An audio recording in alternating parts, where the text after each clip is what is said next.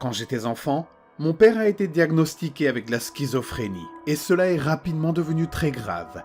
Il a commencé à penser que le FBI était après lui, devenant extrêmement paranoïaque. Il a même eu des ennuis judiciaires pour avoir abusé du 911, d'après ce que ma mère m'a dit. Il a commencé à se lier d'amitié avec une variété de personnes très louches, y compris d'autres personnes atteintes de maladies mentales, des ivrognes, des toxicomanes, des prostituées et des sans-abri. Un jour, il n'est pas rentré du travail. C'était avant que les téléphones portables ne soient populaires. Lorsque ma mère a appelé son travail, ils ont dit qu'il était parti à l'heure habituelle et que tout semblait normal. Elle a appelé nos membres de famille et certains de ses vrais amis d'avant qu'il ne tombe malade. Mais personne ne savait où il était, ni ne l'avait vu. Quand il n'est pas rentré à la maison pour l'heure du coucher, ma mère a appelé la police et leur a expliqué que mon père était parti sans aucun de ses effets personnels, sauf son portefeuille et sa voiture, et que personne ne savait où il était. Ils ont finalement accepté de déposer un rapport de disparition. Sa voiture a été retrouvée abandonnée devant un centre commercial 2 semaines plus tard, dans le New Jersey, à 320 km de notre domicile dans le Maryland. Depuis, il n'y a eu aucune activité sur ses cartes de crédit, aucune nouvelle de sa famille ou des amis, et le détective chargé de son dossier suspectait un meurtre. Il n'y a eu aucune évolution dans l'enquête jusqu'à 15 ans plus tard, quand j'étais à l'université, à 10 heures de route de ma ville natale, vivant dans une maison louée en dehors du campus avec quelques amis. Un jour, alors que j'étais en cours, 2 hommes d'âge moyen, en mauvais état, ont frappé à ma porte et d'un ton très poli, ont demandé à me parler en utilisant mon nom complet, disant qu'ils étaient des amis de mon père.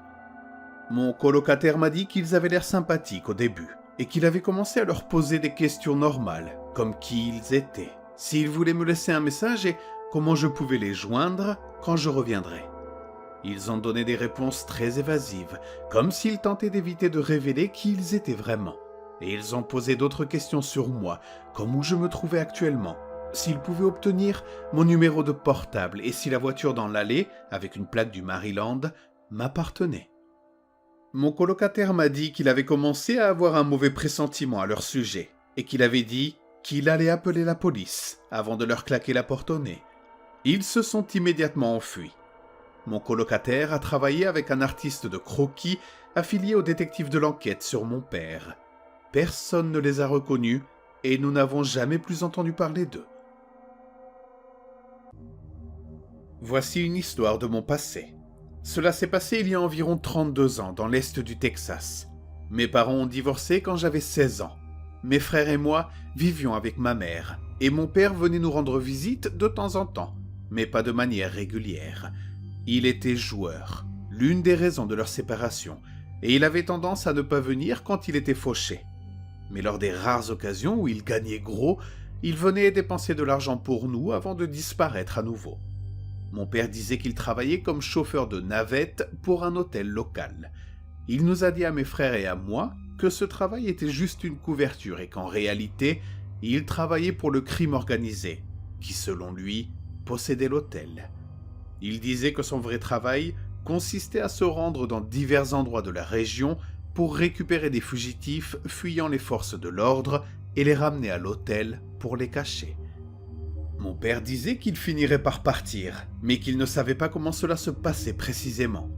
Mon père avait toujours tendance à exagérer ou à mentir carrément, donc mes frères et moi pensions qu'il racontait n'importe quoi, et on ne pensait pas vraiment à ses affirmations jusqu'à ce qu'un événement étrange se produise et que mon père disparaisse.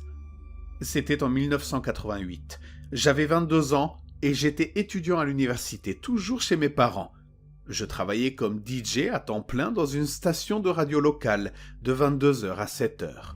Mon frère du milieu, qui avait 19 ans, louait un appartement avec son ami et travaillait à Dairy Queen.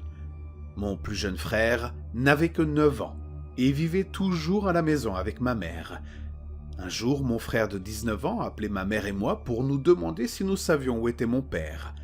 Il a dit que des hommes étaient venus à Dairy Queen, là où il travaillait, et lui avait demandé s'il avait vu son père récemment. Il leur a répondu honnêtement qu'il ne l'avait pas vu ni entendu depuis des mois, ce qui était tout à fait vrai. Mon frère a dit que ces hommes n'avaient pas révélé leur identité, mais semblaient satisfaits et sont partis. Il se demandait si ces hommes ou d'autres personnes nous avaient contactés pour nous demander où était mon père, mais pour nous, c'était la même chose. Nous n'avions pas de nouvelles de lui depuis des mois. Le lendemain, mon frère a dit que les hommes étaient revenus à son travail, et cette fois, ils portaient des badges se disant agents du FBI. Il a dit qu'ils étaient très agressifs et lui ont exigé de leur dire où était mon père. Mon frère a continué à insister qu'il ne savait pas et qu'il avait entendu dire qu'il travaillait dans un hôtel comme chauffeur de navette. Cette expérience l'a perturbé et il a appelé ma mère et moi à nouveau. Ma mère, inquiète, a appelé l'hôtel où mon père travaillait. L'homme qu'elle a eu au téléphone lui a dit que mon père avait disparu depuis des semaines et qu'il n'avait aucune idée de où il se trouvait. Le lendemain, mon frère était au travail lorsque son colocataire a appelé pour dire que quelqu'un était apparemment allé dans leur appartement. Lorsqu'il est rentré chez lui, il a trouvé la porte-fenêtre ouverte et l'appartement complètement fouillé, mais rien ne semblait manquer. Bien sûr, lorsque mon frère a appris la nouvelle, il était très perturbé. Il est allé à l'appartement et a constaté qu'en effet quelques-uns de ses effets personnels manquaient. Mais avant que j'aille plus loin, je devrais mentionner que mon frère était un jeune père à cette époque. Les objets manquants étaient un carnet d'adresses, un ours en peluche qu'il avait acheté pour son fils et une photo de son fils qu'il gardait dans sa chambre. C'était un message. Nous étions tous dans un état de colère, de peur et de paranoïa.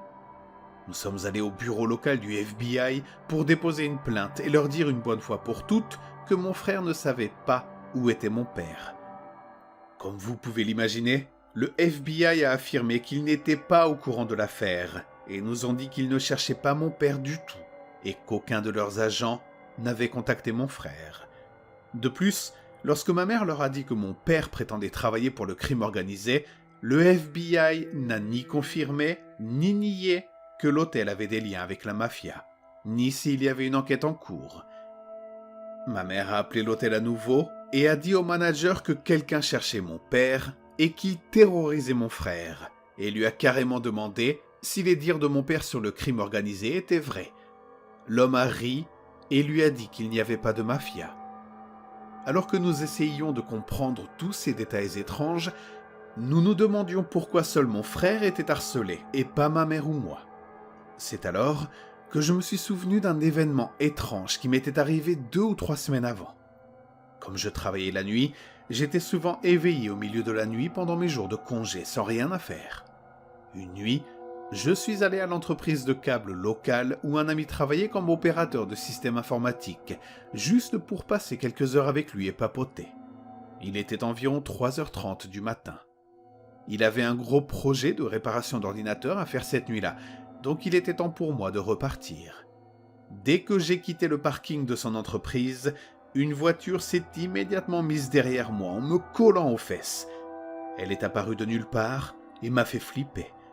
La voiture avait aussi ses feux de route allumés, ce qui rendait difficile de voir quoi que ce soit. Je ne pouvais rien distinguer, ni la marque de la voiture, ni combien de personnes étaient dedans, ni ce à quoi elle ressemblait. J'ai changé de voie pour laisser la voiture passer, mais elle est restée derrière moi. Je me suis déplacé à nouveau et ils ont fait pareil. Je me suis arrêté à un feu et me suis mis dans la voie de gauche avec mon clignotant allumé.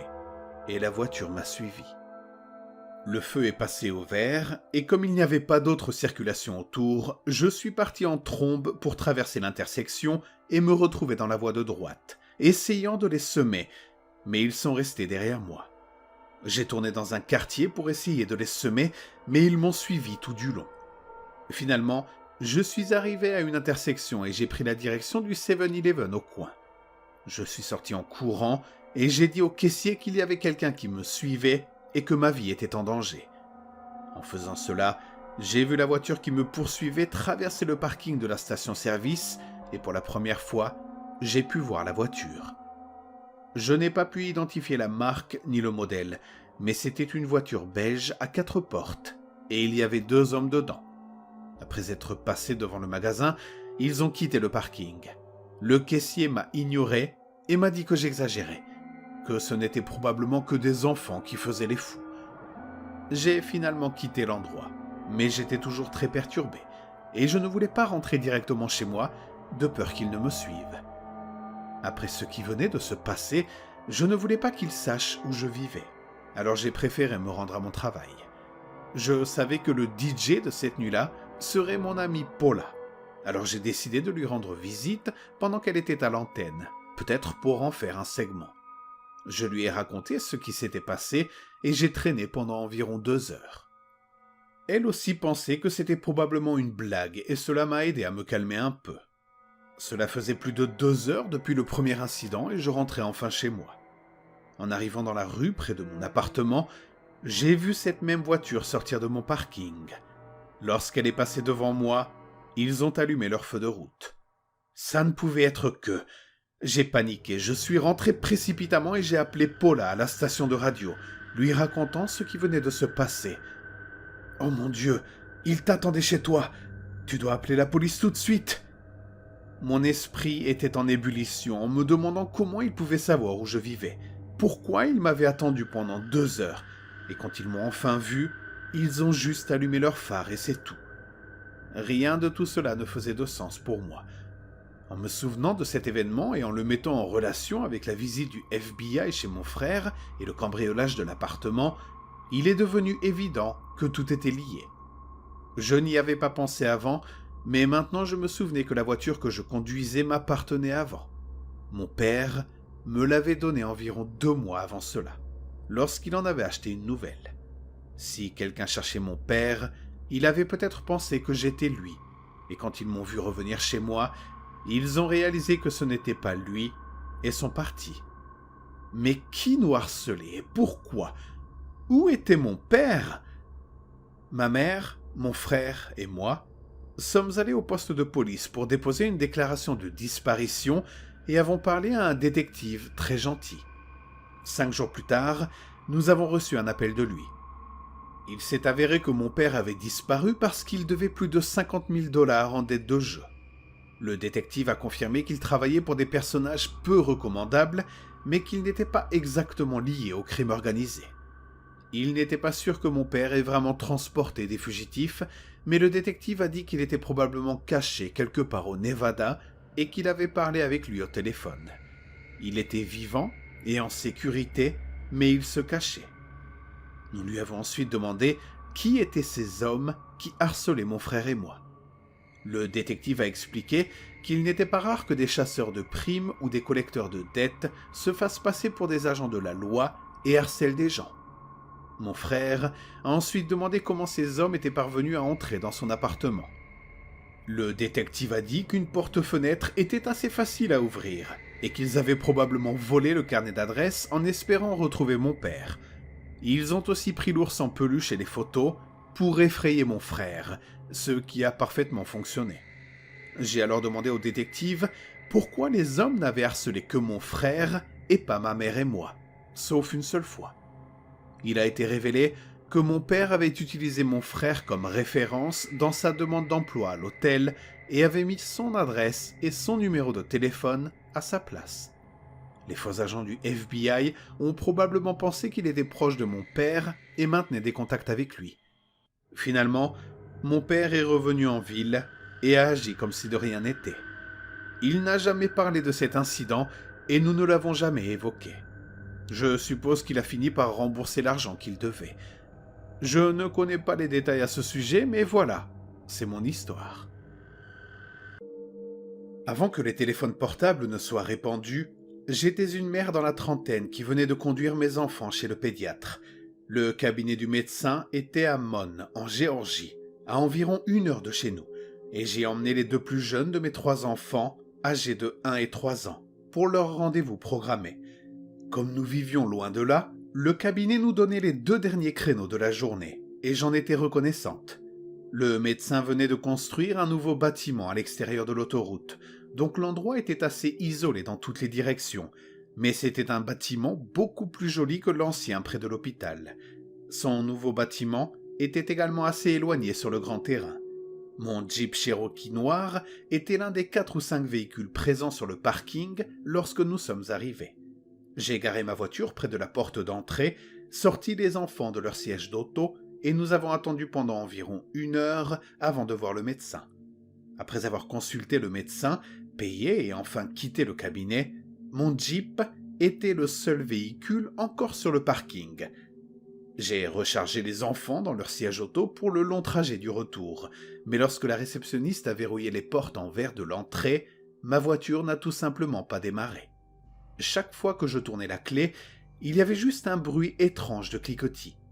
J'ai rassemblé les enfants une fois de plus, frappé à la porte d'entrée jusqu'à ce que quelqu'un nous laisse rentrer, puis j'ai demandé à utiliser leur téléphone pour appeler un garage à proximité.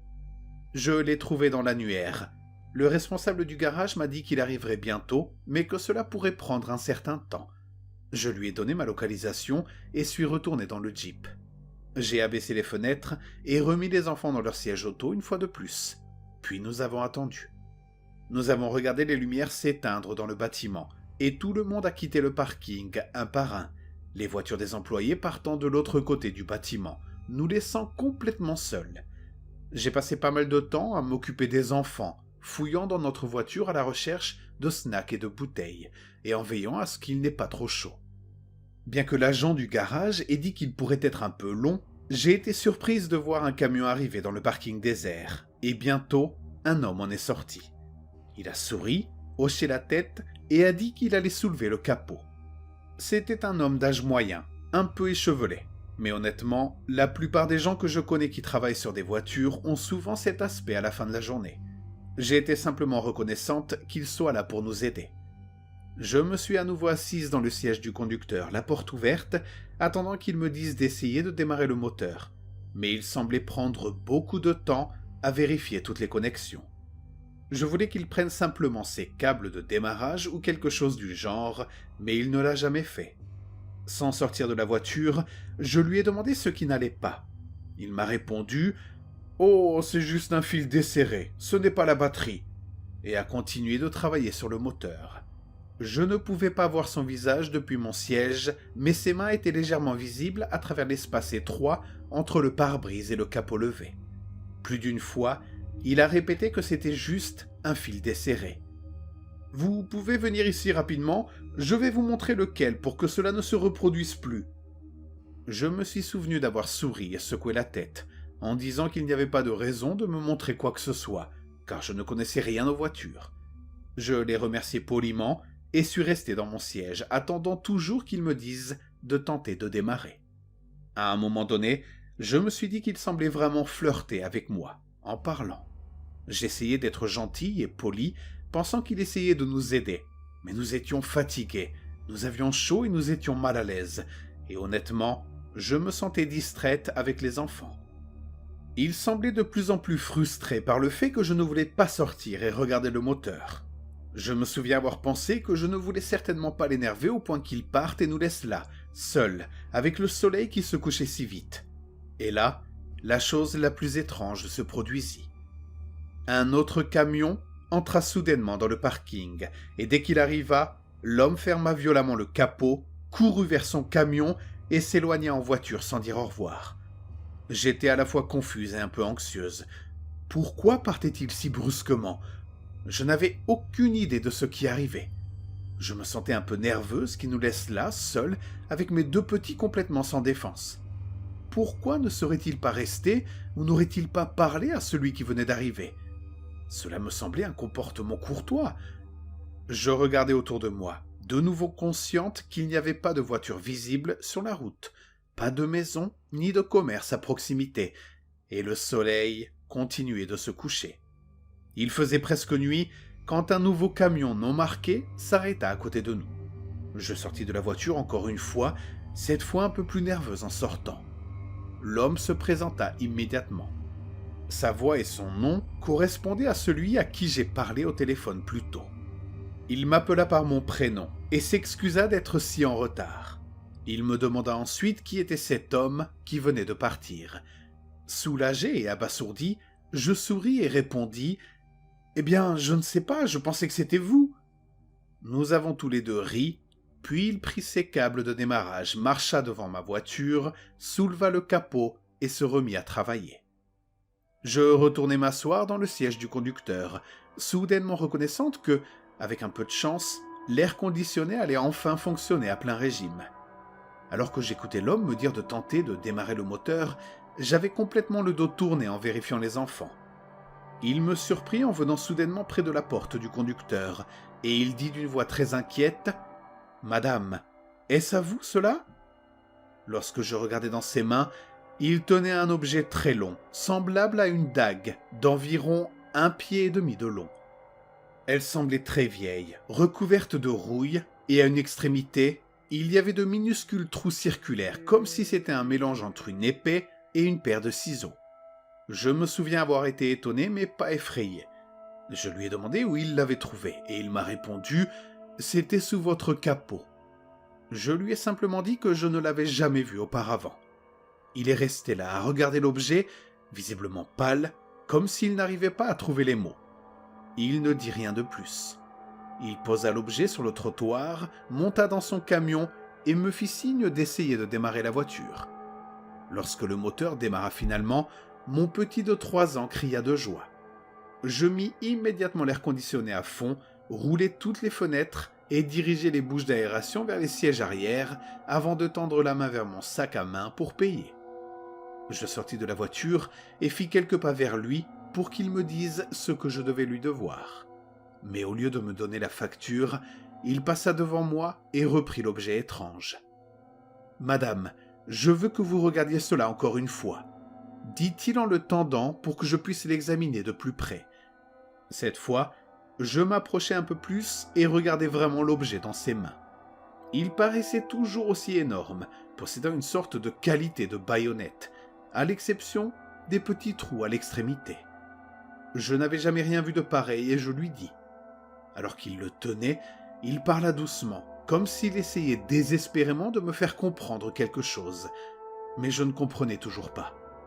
« Ce n'était pas caché dans votre moteur, madame. C'était posé juste au-dessus, ce qui signifie qu'on venait de le poser. » J'ai secoué la tête et souri. « C'est très vieux et très rouillé. » À cela, il me répondit en pointant plus près de l'objet. « Oui, mais voyez-vous comme il est tranchant? Cette lame a l'air d'avoir été récemment aiguisée. » Quand je regardais de plus près, il avait raison. La forme de la dague était inhabituelle, mais la caractéristique la plus étrange était la netteté de la lame, l'extrémité étant brillante là où la rouille avait été enlevée. En payant, ces derniers mots furent « Je ne sais pas ce qui allait se passer ici, mais je suis vraiment content d'être arrivé quand je l'ai fait. » Il me remercia discrètement en prenant le paiement, puis me dit que je devais probablement contacter la police en rentrant chez moi. Il me demanda où je voulais qu'il mette la dague. Je ne voulais même pas la regarder, mais j'ouvris la fenêtre arrière pour qu'il puisse la mettre dans le coffre. Nous avons quitté le parking ensemble, lui tournant dans une direction et moi dans l'autre, empruntant la petite route sinueuse qui nous ramènerait chez nous à 1 heure de là. Une fois arrivé chez moi et les enfants en sécurité à l'intérieur, j'ai bien sûr contacté la police. L'agent au téléphone écouta poliment, mais refusa lorsque je proposai d'apporter la paire de ciseaux ressemblant à une épée. On m'a dit que cela ressemblait à une paire de ciseaux chirurgicaux spécialisés, d'après ma description et mes mesures par téléphone, ce qui m'a beaucoup perturbé. Je me suis demandé comment il aurait pu savoir cela. J'ai essayé de ne toucher aucune surface, espérant qu'un jour, il pourrait trouver des empreintes ou tester l'objet pour l'ADN. Mais l'agent semblait s'ennuyer de l'histoire. Son attitude laissait entendre que l'urgence était passée et que cet appel n'avait plus aucune importance.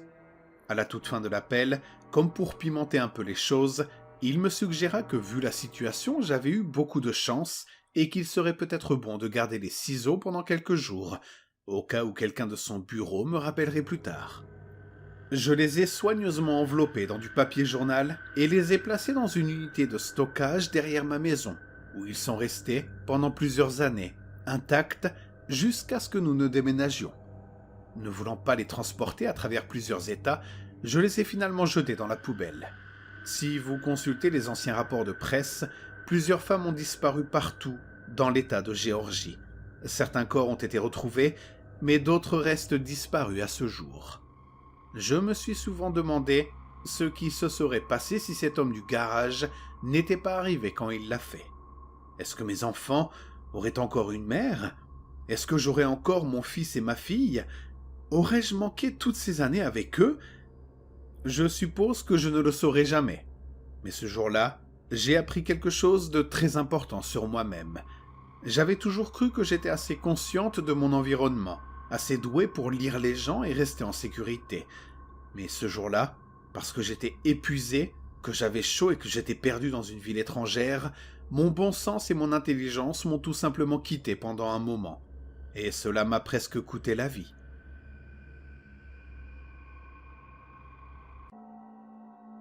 L'histoire se déroule à l'été 2006, lorsque deux groupes de touristes empruntèrent le sentier de randonnée maintenant fermé du mont Robson en Colombie-Britannique.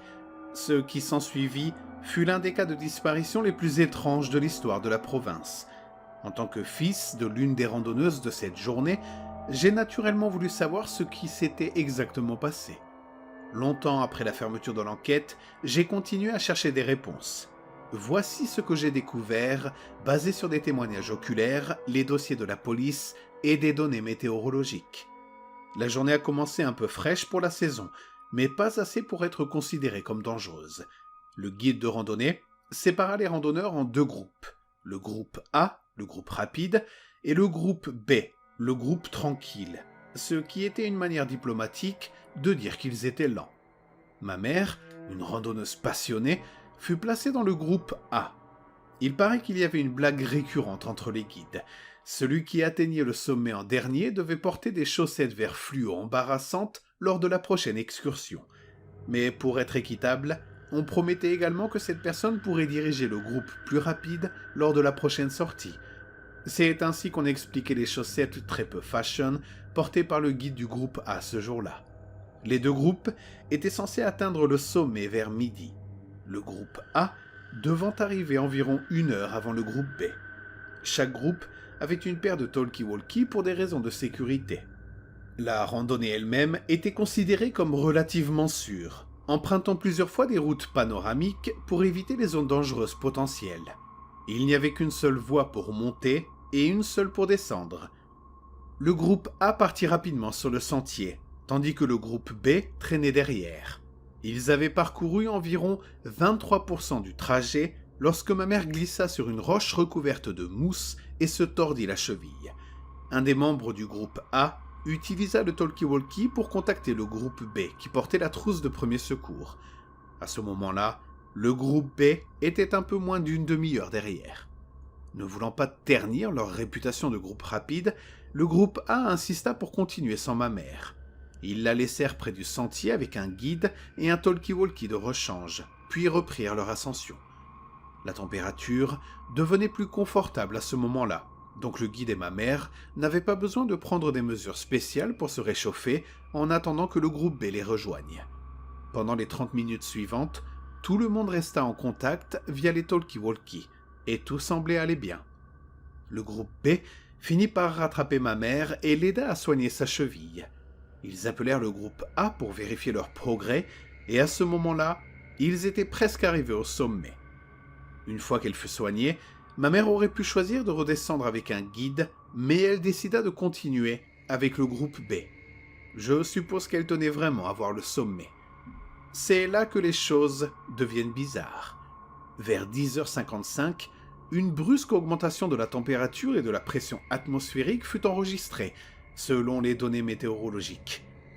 Il y eut un pic d'environ 15 degrés, qui se dissipa au moment où les météorologues firent leur prochain contrôle. Cela n'a duré que quelques minutes, probablement entre 3 et 5 minutes. Maintenant, pour être juste, les services météorologiques d'Environnement Canada considérèrent ce pic comme une erreur de mesure, mais beaucoup de personnes dans les environs rapportèrent avoir ressenti une vague de chaleur soudaine, mais temporaire à ce moment précis. Ce qui suivit fut un grondement atmosphérique bas, semblable au tonnerre, mais avec un ton plus doux et moins fluctuant. Aucun nuage de tempête n'était présent à ce moment-là, et aucun avion n'avait été signalé dans les environs. Malgré cela, le groupe B continua sa montée, avec ma mère à ses côtés. Lorsqu'ils atteignirent le sommet, ils se retrouvèrent seuls. Ils purent voir les traces du groupe A tout le long du chemin menant au sommet, mais ces traces s'arrêtaient là. Il n'y avait aucune trace menant en bas et aucun signe de quelqu'un étant tombé par-dessus le bord. Il n'y avait aucun indice sur leur disparition. On supposa que leur talkie-walkie était tombé en panne de batterie, et comme ma mère et le guide avaient été laissés avec le seul talkie-walkie de rechange, ils ne purent répondre. Les enquêteurs supposèrent qu'ils s'étaient perdus dans les bois, et qu'ils n'avaient jamais atteint le sommet, et que toutes les traces trouvées appartenaient au groupe B. Dans tous les cas, 15 randonneurs disparurent ce jour-là et ne furent jamais retrouvés. J'ai souvent demandé à ma mère de me raconter son côté de l'histoire, pour m'éclairer sur des détails que j'aurais pu manquer ou des choses qui n'avaient pas été rapportées, mais elle refuse d'en parler. Elle change de sujet ou fixe un point dans le vide jusqu'à ce que j'arrête de poser des questions, ce qui est très inhabituel pour ma mère. Il n'y a eu qu'une autre chose qui l'a poussée à réagir de cette manière, les pieds. En 2007, des pieds humains, principalement des pieds gauches, commencèrent à échouer sur les côtes de la Colombie-Britannique. Personne ne sait d'où ils viennent, ni à qui ils appartiennent. C'est l'un de ces mystères étranges non résolus dont on parle rarement. Quand ma mère en entendit parler, elle devint aussi silencieuse qu'une tombe. Vous ne penseriez pas que ces pieds aient un lien avec cette histoire de toute manière. Le mont Robson se situe à l'est de la Colombie-Britannique, loin de la côte, à la frontière de l'Alberta. On pourrait penser qu'il n'y a aucune connexion, mais vous ne penseriez pas non plus qu'autant de gens portent des chaussures de randonnée haut de gamme avec des chaussettes vert fluo.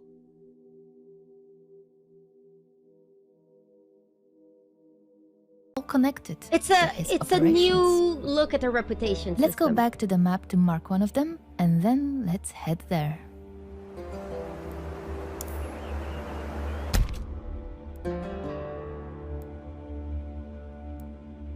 Okay.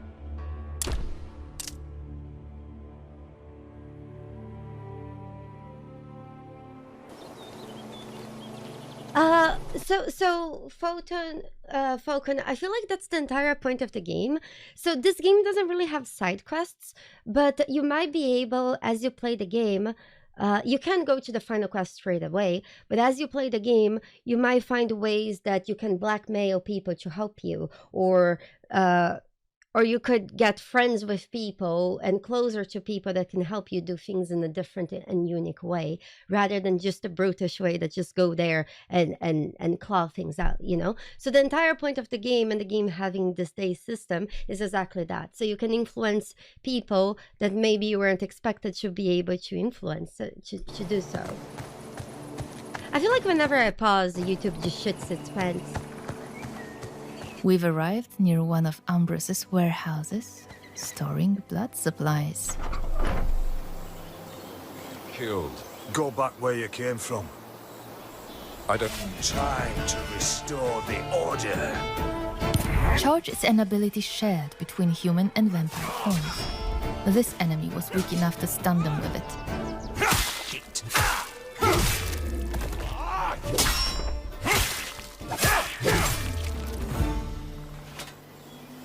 He lost his leg.